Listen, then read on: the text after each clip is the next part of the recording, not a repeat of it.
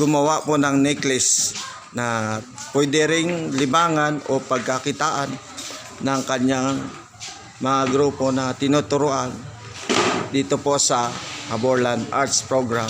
Ito pong Haborlan Arts Program ay tinatag ng ating pinakamaestro si Kuya Charles Wandag, at ito na po yung kanilang nagtuturo ngayon si Kuya Derek Pilenya.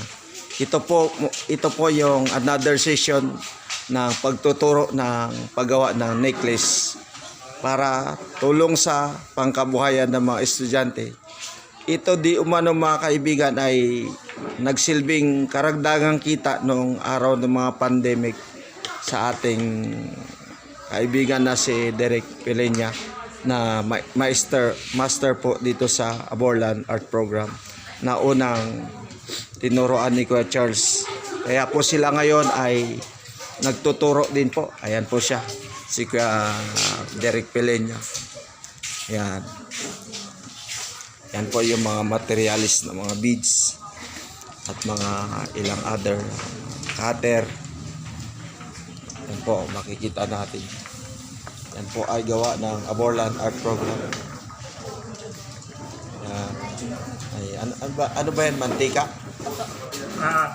Tapos epoxy, cornstarch, mantika, cornstarch, epoxy, saka po sir, yan po sir. Yan, nasa epoxy, yan mga materialis. Tapos yan, tali. Kasama po ba yung baraha? Opo. Ayan, kasama raw, sabi ni Maestro. Yan yung papatungan natin na ating gagawin. Okay. Yan. Excuse me. Yan. Yan Okay. po. Dito muna. Charles. Pwede kayong tumayo Kaya ano. para makita natin kung paano haluin. Yan. Bubuhos muna tayo ng konting mantika Yan, mantika ang una. para Sa hindi dumikit si epoxy. epoxy. So pwede tayong maglagay sa ating kamay. Yan si Kuya Derek na nagmo-module ng epoxy. Ang paghalo nito ay 50% dito sa letter B Letter B. at 50% din dito sa letter A. Yan, 50% raw ang paghalo po ng epoxy. Nansag po yan, Pioneer. Pioneer lock po maestro ang gagawin, no? Pioneer epoxy lang. Yan yung recommended na Yan, epoxy. ihalo natin siya. Letter A tsaka letter B, maestro, no? 50% lang daw po ang pagmimixing doon sa pinaka-tiles natin. Gawa ng may mantika para hindi dumikit sa stick o sa kamay ng paghaluan. Ito po ang pinaka-master si Kuya Derek Pilenya. Yan o. Nakikita natin ang mukha. Yan. At ng kanyang ginagawa. Nasa epoxy. Yan. Tapos pag nahalo na natin siya dyan, Nahalo 50%, 50 ng letter A at 50. gagamitin natin si Cornstarch. Yan po, cornstarch. Kaya pang cornstarch ay kukunti lang po maestro ang paglalagay. Parang pizza. Ah, Parang pizza man. okay lang kahit walang ganong mantika, pwede na ito si cornstarch. naalala ko, gumagawa ako ng donut eh. May ganyan din talaga. Pero ito, maganda talaga. Di umano kay maestro ay nakatulong daw po sa kanyang panghanap buhay during pandemic yung paggawa ng necklace na pwedeng pang dekorasyon, pwede rin pambenta. Mamaya ipatikim natin sa inyo isa-isa. Ipapatikim raw po sa atin kung anong lasa. Red pizza. Double pizza, double dots. Ito yung mga kabataan dito. Mga interesado at nagagawapuhan, nagaganda. Dapat mamaya may umawit din. Pizza daw. Yan po. Igugulong natin sa, ano ba yan? Sa tiles. O sa Sa cornstarch. Cornstarch. Ganun lang siya. Ito Oh. kayo. Order na hindi Hindi na siya didikit sa kamay natin. Ayan. Cornstarch. Yan ang role ng cornstarch. Pizza man yan. Kung sa manok yan ay tinatawag na breeding. breeding mix. Breeding arila. At tinatawag epoxy, letter A and letter B. Ano yung pizza? I-ready nyo yung inyong tawag nito? Mga mata. Pusher, Kailangan po ng pusher para pantulak, ang design. pang design. Yan pang ukit kung ano ang gusto nilang ipalabas doon sa gusto nilang i-figure out na style ng kanilang necklace. Dito na tayo sa pang-ilan session na po ito ng klase nyo, idol? 7. Pang 7 session na po. Ayan. Si Kuya Derek ang kanilang pinaka-founder sa Aborlan Art Program. Tapos ito, babasa-basahin natin na Gagawin ay Mantika. babasain natin in order na hindi magdikit yung mixture ng epoxy. Epoxy. Tapos habulin natin kasi natutuyo ito siya. Kukuha tayo ng konti lang. Konti. Kukuha raw sa konti. At i-roll Tapos, sa palad. at dito na natin ilalagay sa lalagyan natin ng kunting mantika yung taas ng baraha. Kaya para Tapos doon na natin siya hulmahin. yun. Bilog siya. Mini pizza. Scramble ba?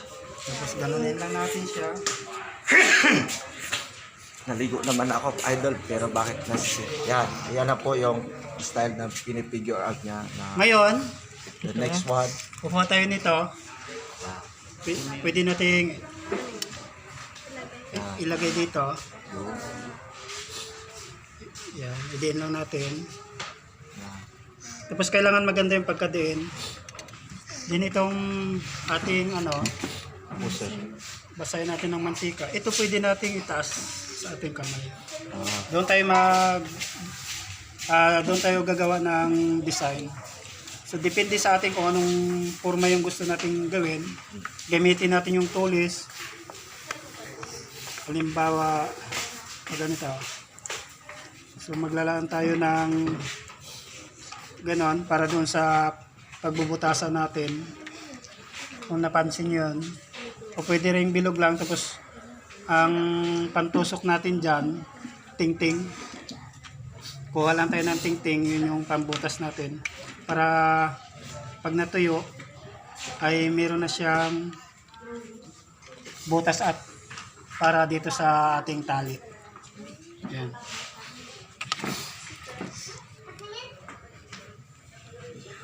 yan po kung bakit may pusher. Yan po ang ginagawa nilang pang style kung ano ang gusto niya i-figure out na style sa ginagawa nating mixture necklace po ni Kuya Derek.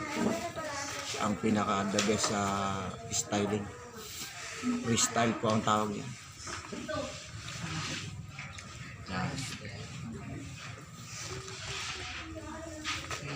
Sige, pwedeng gumawa yung iba. Ito lang muna mauna kasi matutuyo yan mga 20 minutes matutuyo na ito. Kailangan habulin natin na hindi siya matuyo. So kukuha kayo ng baraha. Hati-hati muna kayo. At magtitimpla ako ulit para sa mga gusto pa. Maliit lang. Pwede kahit walang ganito. Pwede naman. Depende sa inyo. Yan. Pwede na kayong gumawa. Ito pwede nyo ituloy ito. So alam nyo na rin naman kung paano yung panimula. Yeah. Then magtitimpla ako ulit. Oh. Mga idol, mga tanong ko lang po, ilang minuto po matuyo yan? Mga 20 minutes. Pag Tuyo na siya. na-style na ganyan. Oo. Kailangan habulin natin na Hindi siya magtigas. Kailangan bago siya magtigas ay kailangan meron na siyang mga design. Tapos na yung design mo. At importante na magkaroon na siya ng butas. Opo. Okay. Kaya pala inaapura. Dahil para hindi tumigas, para ma-figure out na kung anong style ang gusto nating ipalabas doon sa tinatawag na style. Sige, magtitimpla ako Kailangan ng panibago, maingat para sa mga ang ating pagmimixture kamukha ng ginagawa ni Kuya Derek. Ang ginagawa niya. Yan o. Yan po ang ating setup sa paggagawa. Maliit lang. Ito pa lang. Ito na po yung paggawa. Para kung gusto niyo lang pong i-like ang video, yan po. May Facebook po kayo, idol? Meron. Ayan. I-message niyo lang po si Kuya Roderick Pilenya kung gusto niyo po magpa-training sa inyong mga barangay o kung gusto niyo pong magpaturo sa kanya tukol sa arts. Yan po ang nag-champion sa Aborlan Arts Program sa ginawang contest sa Puerto Princesa, Kuya Derek Pilenya. Yan po. Ito po yung ikalawang mixture ng kamukha ng ginawa niya kanina para sa mga gustong mag-gusto. Idol, saan po nabibili yung mga beads na ginagawa po natin? Ayan. Sa ngayon, madali ka na lang makabili ng ganun kasi meron ng Lazada, tsaka meron na tayong Shopee, TikTok. Hanapin nyo lang, accessories. Hanapin nyo lang yung, yan, makikita nyo yan doon. Ito po, si Kuya Derek, napakabait niyan. Yan po yung unang batch ng aming master, si Kuya Derek Charles Wandag, na ngayon sa ibang bansa, at siya po ang nagpasimula ng Aborlan Arts Program 2000 Kamal. Pwede nyo rin gamitin yung yung cutter natin, yung mga ginamit natin na karaan, yung maliliit na cutter, yung katulad nun. Hindi ko lang alam kung saan nakalagay. Parang nandun. Yung sa walang mga pusir, pwede nyo gamitin yung mga cutter natin, yung dulo ng cutter. Tingin-tingin lang kayo doon, no? Tapos, idol, bakit kulay itim na yung kulay niya pagka tuyo? Kinukulayan na. Ibababad natin siya sa sa pangkulay ng buhok, yung Tina.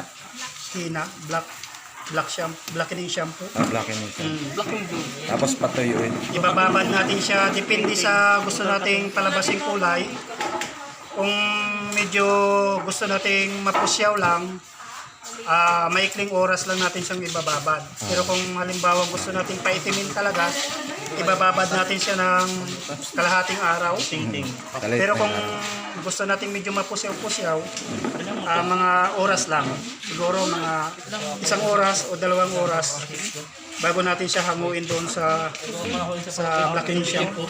Yan. Yan po ang pagproseso ng paggawa. Napakasilan po kasi ng paggawa nito.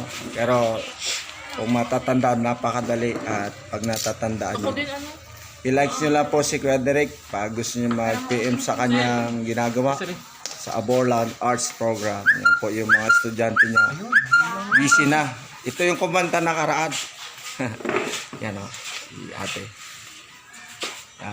Busy na sila sa paggawa na kanilang ginagawa necklace. Yan. Ito si ma'am, kaklasmate ni Kuya Derek. Kabats ripon niya. Pinsan niya siguro. Yan. Ito. Sila ate. Ano pangalan mo, te? Trisha. Ha? Trisha po. Trisha. Si ate, ano pangalan? Sheena po. Sheena. Dito naman sa kabila, dalawin natin yung mga estudyante. About itong mga bulinggit natin. Ayan sila naman.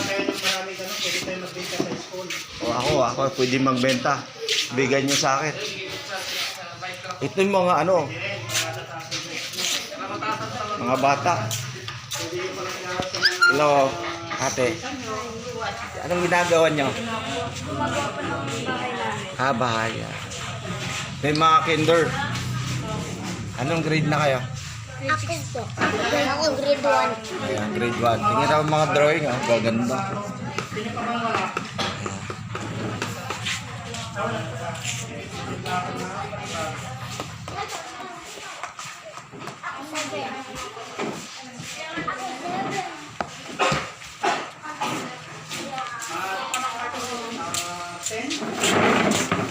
Ang ginagawa nila yung final. Sabi ni Kuya Charles, kung natatandaan ko, sa arts po ay walang pangit. Yan. Ito po yung mga ginawa ng mga high school. Kanya-kanyang figure arts sila sa kanilang mga ginawa. Yan, may paro-paro na nakaakyat sa puno. Ito naman may concept ng kalikasan all. Yan. Yan. Yun, nabibigit siya kasi. Iba yung nabibigit.